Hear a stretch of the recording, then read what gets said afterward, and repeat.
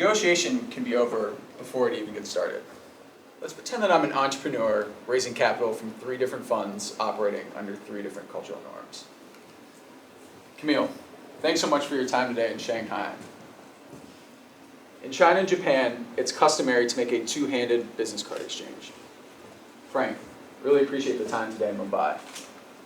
In India, it's customary to make a right-handed only exchange, and you should have your university or college prominently displayed on the card, as education is so highly regarded. Ellen, thanks so much for your time today in San Francisco.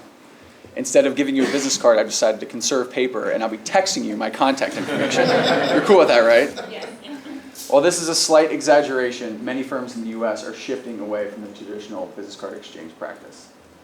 Nonetheless, at this point in the meeting, a small blunder can have a negative ripple effect throughout the rest of the negotiation.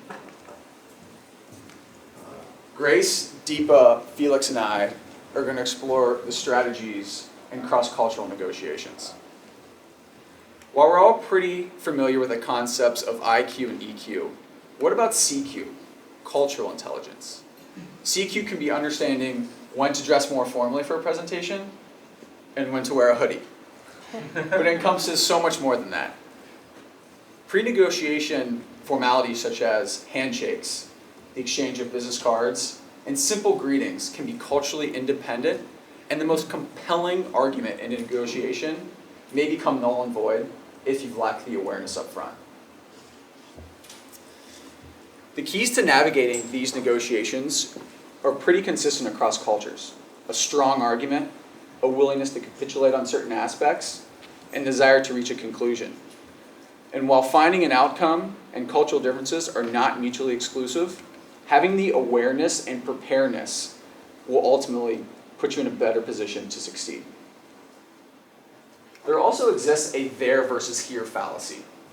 People wrongfully assume I have no plans of raising money or doing business in Russia anytime soon. But what happens when a Russian investor comes to you? What happens when the there comes here? Cultural context is independent of geography, and it's very important to be aware of that. Our goal today is to provide you with 3 basic tactics and strategies that will give you the confidence to help navigate through these cross-cultural negotiations. I'm now going to pass off to Deepa, who will talk about the nuances of disagreement. Thank you, Matt. Disagreement is inevitable in any negotiation. Let's take a quick peek at a short video. Sorry? He's wired in. Is he? Yes. How about now? You're still wired in? Full security. You issued 24 million new shares of stock. You were told that if new investors How came much along... were your shares diluted? How much were his? Lots of emotion, right? This could happen to any of us. And what makes this more complicated in a cross-cultural context is the fact that the way disagreements are expressed varies significantly from one culture to another. Researchers say that there are 2 essential characteristics of how disagreements are expressed. One is how confrontation is expressed, and the second is how emotions are expressed. So for example, if you're in a negotiation with your Russian counterpart, there's a strong likelihood that he or she will disagree with pretty much every single thing you say. Because from their perspective, that is an open invitation to have an animated and lively discussion. On the other hand, if you're in a negotiation with a Mexican counterpart, you may want to soften the disagreement so that you don't run the risk of completely shutting down the conversation. So if you have any plans of co-organizing a trip to Oaxaca with Jaime, and you're negotiating the terms and the itinerary, you may want to approach it along the lines of, Jaime, I'm not sure I quite understand this, or could you explain this a little bit more? Researchers also say that negotiators have an assumption, which is a fallacy, that emotional expressiveness goes hand in hand with confrontation. And that's not always the case. Your German counterpart may be very open to confrontation, but only so long as it's expressed calmly and factually. On the other hand, your Indian counterpart may be polite and soft when it comes to confrontation, but will wear their emotions on their sleeve. So now that we're aware of these different cultural nuances and contexts, how can we be prepared for a cross-cultural negotiation? linguistic experts say that the key is to analyze verbal cues. And they specifically highlight two types of cues, what they call upgraders and downgraders. Upgraders are words like absolutely and completely that help you strengthen the disagreement, whereas downgraders are words like maybe, just a little bit, that help you soften the disagreement. So the key really is to make sure that you analyze and understand these verbal cues within their cultural context so that you're able to adapt your reaction and your response accordingly. That will help you be more successful and more effective in establishing that early connection with your negotiator. And with that, I'm going to hand it over to Grace, who's going to walk us through the implication of the words yes and no in cross-culture. Do you want to watch another video? Yes? No? Am I right in thinking there is nobody else in this house? No. Then there is someone else in this house. No, sorry. I said no meaning yes. No meaning yes? In the United Kingdom, where I grew up, yes means yes, and no means no. So this is where things get confusing for me.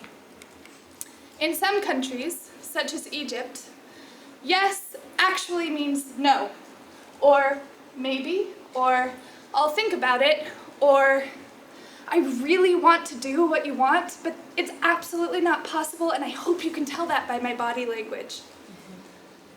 A verbal yes might be seen as more polite or pleasing, and there's no expectation that yes is binding. In parallel, there are some cultures where no might actually mean yes, or let's discuss this further. Wait, let's say you're doing a negotiation with a French person, let's say Claire, and she responds to a question with no. She might actually mean yes. She just wants to debate it a bit further. So, if yes means no, and no means yes, don't ask yes or no questions. Instead of saying, can you do this for me? Say, by when will you be able to do this for me? And if you just have to ask that yes or no question, make sure to analyze tone and body language. For example, yes is very different than yes. Now that we've discussed the difficulties of yes and no questions, I'm going to hand it over to Felix, who's going to discuss problems with putting things in writing. Thank you, Grace. So Deepa and Grace immerse you into the challenges of what a negotiation has in terms of oral communication. But what about what we put in writing and whether we have to put it into writing? You know I don't do contracts. But what you do have is my word. And it's stronger than oak. So in the countries on the left-hand side of the screen, especially in Africa and Asia, a word is stronger than oak. But in other countries, the one you have on the right-hand side of the screen, we like to put things into writing. So let's take the US, for instance. Guys, here in the US, you like clarity and repetition as a way to make sure that the other party understands what you were negotiating about. So Tomas, if you go back to Guatemala, that I'm sure you will be doing that, and you lead the procurement division at your family business, don't be surprised when you negotiate with your American suppliers and they send you an email with a list of things you have agreed on, and even ask you to reply back to them by saying, yes, I agree with that. They do that, and you guys do that, and we do it in Western cultures because we want to protect ourselves against potential eventualities, and because we want to build trust with a counterpart that we don't necessarily know. As opposed to that, in Africa, in countries like Nigeria, and for those of you who want to go into Africa and work there, business people will take an email or a contract as a sign of disrespect, and also as a sign of lack of trust. They want you to be flexible. Be flexible around two things. First, to take a contract, an oral contract, as a right contract. And secondly, to take an oral contract as something that is flexible and can change over time because circumstances change. So the third piece of advice for you on how we want you to be prepared is actually to ask your counterpart to prepare the first draft of the contract so that they feel more comfortable with it. And remember one thing, in some countries around the world, a contract is not binding at all. So by now, you're probably a little bit overwhelmed by all the advice, the countries, the references, the friends that we have from France, from different countries. We want you to remember 4 things. The first one is you have to analyze the verbal cues and adapt your reaction to the emotion you are perceiving from the other party. Second thing is avoid yes and no questions, as Craig said. And third thing is please ask the other party to write the first draft of the contract if you have to do so that they feel more comfortable with it. But if we want you to remember something, it's the APS framework. Be aware of the differences, be prepared for those differences so that you can be more successful next time you are negotiating in a different culture. Thank you very much, and now we'll be happy to take any questions you may have.